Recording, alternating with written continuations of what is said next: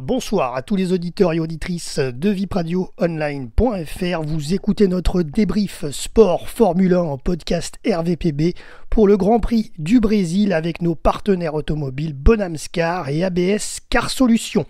Alors cette course fut dantesque dans tous les sens du terme, notamment à cause de la pluie. Donc vous allez avoir dans ce résumé un descriptif complet de tout ce qui s'est passé.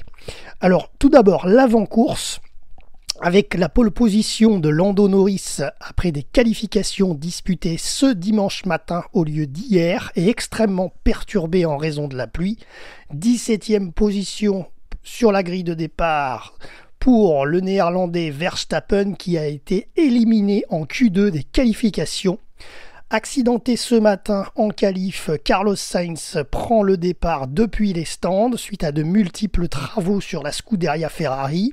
Le pilote Williams Alex Albon est accidenté ce matin aussi. Il va bien mais n'est pas aligné au départ. Forfait, car sa monoplace était irréparable à quelques heures du Grand Prix avec un départ avancé à 16h30 heure française. Ensuite, pour le plus grand bonheur des spectateurs avant le Grand Prix de Formule 1, Lewis Hamilton a fait quelques tours de circuit sous la pluie avec la célèbre F1 McLaren d'Ayrton Senna, avec lequel il était champion du monde, notamment en 1990. Ensuite, le départ a été retardé suite à un faux départ qui est passé à l'orange pour Lando Norris, qui était le poleman, ainsi que les autres pilotes qui ont suivi. Donc le départ a été retardé suite à une enquête des commissaires de course. Le Grand Prix de Sao Paulo au Brésil sur le circuit d'Interlagos a finalement démarré à 16h50 sur une piste totalement mouillée. Un petit crachin qui tombe. George Russell a pris la tête de la course avec le meilleur départ. Au deuxième tour, Verstappen avait déjà effectué une impressionnante remontada de la 17e à la 10e place. Au 11e tour, Verstappen continue sa progression en atteignant la 6e position.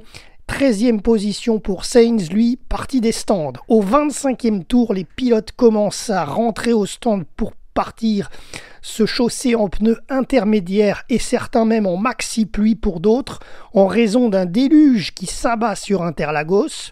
Au 28e tour, la voiture de sécurité virtuelle est déployée, les pilotes doivent donc freiner.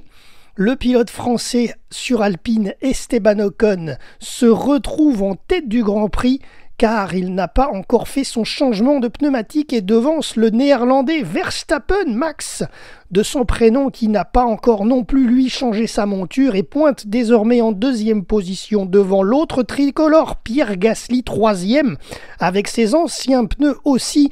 Ils sont tous les trois en intermédiaire. Sans accrochage de pilote sur la piste, mais en raison d'un déluge vraisemblablement qui s'abat sur le circuit brésilien, la safety car entre en piste au 30e tour pour freiner la course. Au 32e tour, le pilote Colapinto part à la faute tout seul en perdant le contrôle en aquaplaning de sa Williams. La course est interrompue avec le drapeau rouge sorti au 33e tour. Les pilotes rentrent tous au stand, changent leurs pneus et peuvent se reposer avant la reprise. Relance de la course depuis les stands à 18h04 avec nos deux pilotes tricolores Alpine à surveiller. Ocon premier, Gasly 3e derrière Verstappen 2e. La safety car s'écarte avant la fin du 33e tour et ça repart très fort. Au 34e tour, sortie de piste pour Norris et Leclerc, mais ils s'en sortent et reprennent le cours du Grand Prix. Russell est 4e. Au 39e tour, Carlos Sainz part en tête à queue et abandonne au virage 10. La safety car est à nouveau déclenchée, cette fois jusqu'au 42e tour. Ocon relance la course à l'endroit où il le souhaite, mais au 43e tour, Max Verstappen prend les commandes du Grand Prix en étant passé sur l'intérieur d'un virage. Norris a filé tout droit, sort au premier virage mais revient sur la piste en 7e position derrière son coéquipier Piastri. Au 46e tour, Piastri cède sa place à Norris 6e à la demande du team McLaren et se situe derrière Leclerc 5e. Au 50e tour, Verstappen, qui était, rappelons-le, parti 17e en début de Grand Prix, creuse l'écart, 5 secondes d'avance sur Ocon 2e et Gasly 3e. Max profite de ce Grand Prix pour Max profite de ce Grand Prix pour relancer son avance qui était réduite au championnat du monde suivi par Norris. Au 60e tour, 9 tours avant la fin, Verstappen conforte son avance avec 10 secondes sur Ocon. Au 65e tour, il en reste 4 meilleurs tours en course pour Verstappen avec 14 secondes d'avance. La météo est menaçante, mais ça tient. Pas de pluie, les pilotes finiront sans aucune pluie sur une piste totalement mouillée tout de même. Un Grand Prix entier sans pneus slick.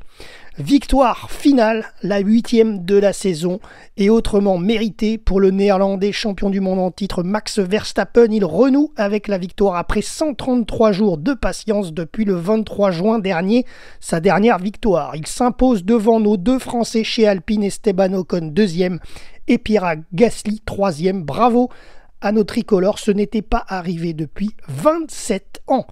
Un bel exploit pour cette écurie française. Et d'ailleurs, le team sera forcément éclaté parce que, rappelons-le, Esteban Ocon sera chez Haas l'année prochaine. Russell termine 4e dans cette course devant Leclerc, le monégasque 5e et Norris seulement en 6e position.